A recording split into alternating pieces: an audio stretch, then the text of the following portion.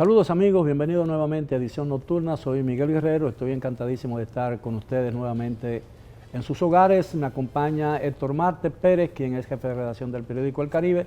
Y hoy tenemos el gratísimo placer de contar con tres destacados economistas dominicanos para analizar el efecto de las primarias y de todo el proceso electoral que se avecina en el desarrollo o en la estabilidad económica de la nación. Contamos desde mi izquierda el licenciado Julio Enrique Caminero, al licenciado Juan de Rosario y al licenciado Carlos Cuello.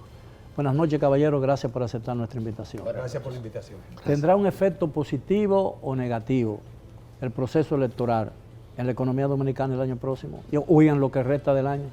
Bueno, nosotros entendemos, fíjate, en teoría económica, a nosotros se nos habla del ciclo electoral de las políticas públicas y nosotros vivimos la experiencia sobre todo desde el 2012, cuando el déficit fiscal se desbordó. Había algunas apuestas entre los economistas que nos reunimos en diferentes coloquios, qué podría pasar hacia el 2020 con las finanzas públicas.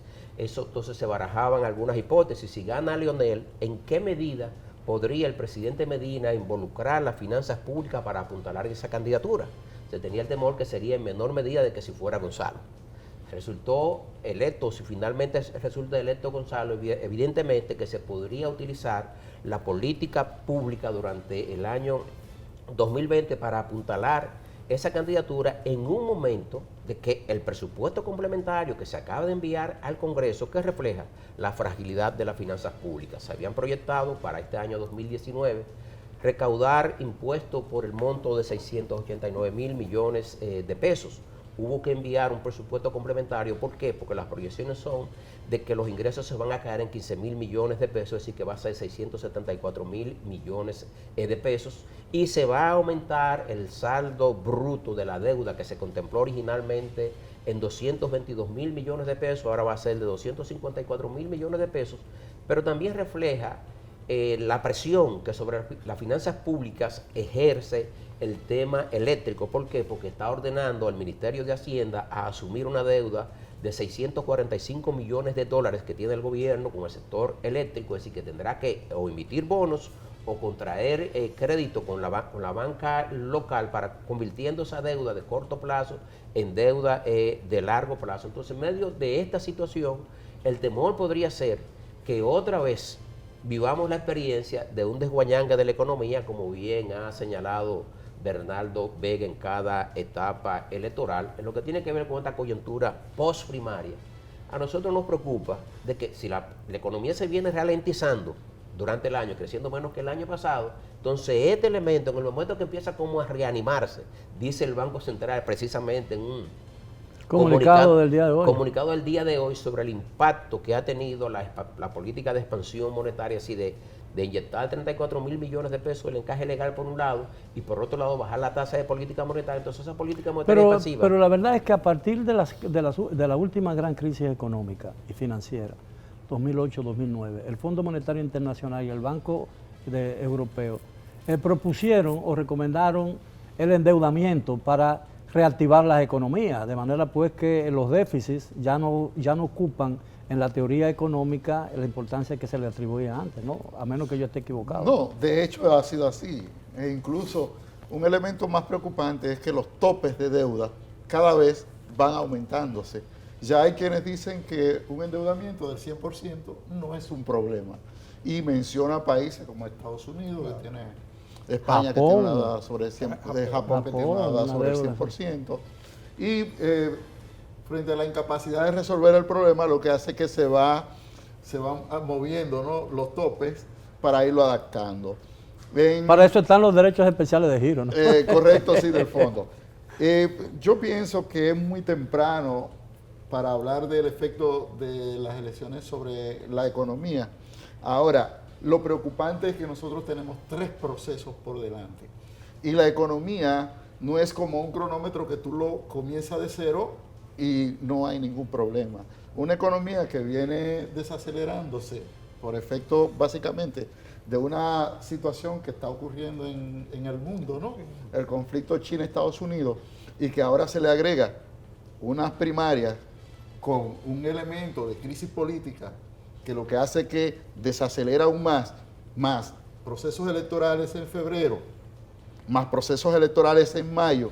Y una bajo el mismo esquema, eventual segunda vuelta. y una eventual segunda vuelta en julio, ¿no? Sí, en junio. En junio. ¿Qué significa esto? Que el año completo se nos fue en política y la economía no creció. Es cierto. Yo pienso que la primaria como tal, todavía no se puede hablar de que han impactado negativamente la economía. Hay países que tienen la capacidad de adaptarse. El caso más cercano que tenemos es el de Perú.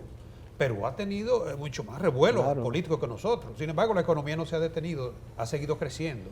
Entonces, en el caso nuestro, es sin lugar a dudas que este tipo de evento, con lo accidentado que ha sido, estas primarias, ¿no?, mandan ruido al mercado. Y eso podría frenar las decisiones de los agentes en una economía como la nuestra, que el motor de la economía dominicana es el consumo y la inversión. Y la actividad privada que responde por el 85%. Que gracias a esa característica de la economía, probablemente no se ha detenido la dinámica de crecimiento.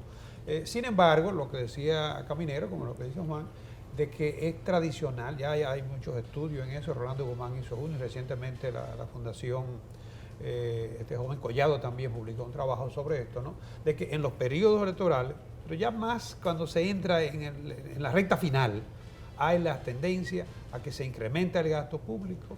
Muchas veces el presupuesto en algunos renglones se ejecuta en los primeros 6 meses, porque no tenemos tampoco reglas de cómo se va a ejecutar, como tampoco tenemos topes de deuda, que son elementos que muchas economías, si usted va a ejecutar un presupuesto de 120 millones, no, pero no quiere decir que usted me ejecute 90 en el primer semestre. Y eso ha pasado en algunas. Pero ¿cuál es la experiencia de los procesos electorales? O sea, ¿cuál es el comportamiento?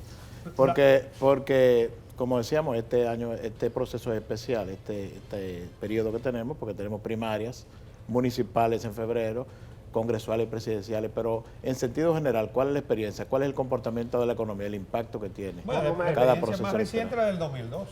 Sí. Entonces, el propio presidente Medina dijo que encontró una maleta llena de facturas, pero por esa maleta llegó él a la presidencia. Hay que Evidentemente que calienta la economía. Es decir, esa política de expansión del gasto público asociada a los procesos electorales calienta las economías y, diríamos, apuntala, que es el término, al candidato del partido de gobierno. Fíjate, si tú te vas a los Estados Unidos, en los Estados Unidos también ocurre, pero no ocurre de la misma manera. Incluso si ustedes se leen a Bill Clinton, mi historia, no me recuerdo el nombre, usted ve que él amargamente se queja de que Alan Greenspan en el año 2000, él debió bajar la tasa de interés. La tasa de interés para que la economía creciera, porque el momento era apropiado para ellos, pero siempre se acusó a Alan Greenspan de que por ser del Partido Republicano no tomó una decisión de esa naturaleza.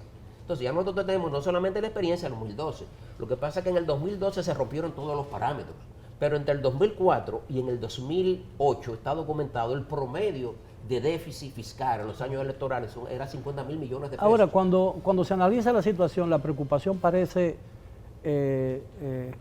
rodear el hecho de que quizás la economía dominicana, por diversos factores, no puede seguir creciendo al nivel que ha estado creciendo en los últimos años. Pero eso sería un fenómeno realmente excepcional, porque la economía no puede seguir creciendo. Llega un momento en que la economía no puede seguir creciendo a los altos niveles que crecía la economía dominicana. Especialmente ahora, el pronóstico es que la economía cerrará con un 4.6%, más o menos. Un 5, o un 5, dijo, más o menos, entre 4.6 y 5. Aún el más bajo de esos dos pronósticos es muy por encima del promedio latinoamericano.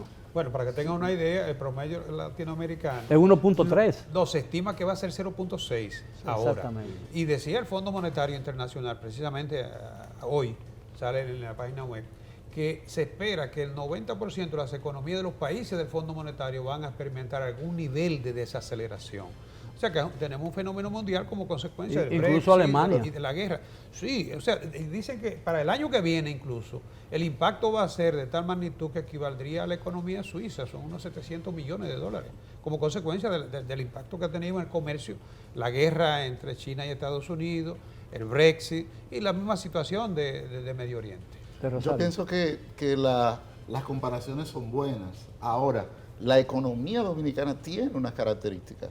Nosotros es verdad que hemos estado creciendo sobre un 5, tenemos crecimiento de 7. Somos de los crecimientos más altos de la región, pero también tenemos unas brechas que no hemos logrado resolver y que muchas de esas economías sí. Por ejemplo, el tema eléctrico sigue en el Sí, mismo somos muy vulnerables. punto. Tenemos Es una economía el problema vulnerable. de los servicios de agua potable, el transporte sigue siendo un caos. Y todo esto se ha producido en los momentos en que la economía dominicana ha crecido más. El problema es que todo parece indicar que, y yo lo he repetido y lo dije aquí en mi visita anterior, nosotros estamos asistiendo ya al fin de un ciclo de la economía dominicana, que es el ciclo de crecimiento, y eso Lo que impone... dice Miguel, el ciclo de alta, entonces, la vaca flaca. Correctamente. Entonces, ¿cuál es la preocupación? Nosotros ahora entramos en un proceso electoral que nos va a llevar el año completo con una economía de 7. Recuerden el tema este de que mientras más alto, peor es la caída. Nosotros venimos de un crecimiento de un 7 y estamos cayendo a un 4.7. Ya es, como decir, me acostumbré con un salario elevado a vivir bien y ahora no quiero cambiar mi nivel de vida, pero tengo un salario bajo. Es lo que ha pasado en Brasil, ¿no? Que el consumo fue el elemento principal, el factor. Cuando vino la inflación, todo se derrumbó. Todo se derrumbó. Si me lo permiten, caballeros, tenemos que hacer una primera pausa. Regresamos después de ella. Continúen con nosotros con el tema de esta noche: los efectos de las primarias y el proceso electoral en la economía para el año que viene.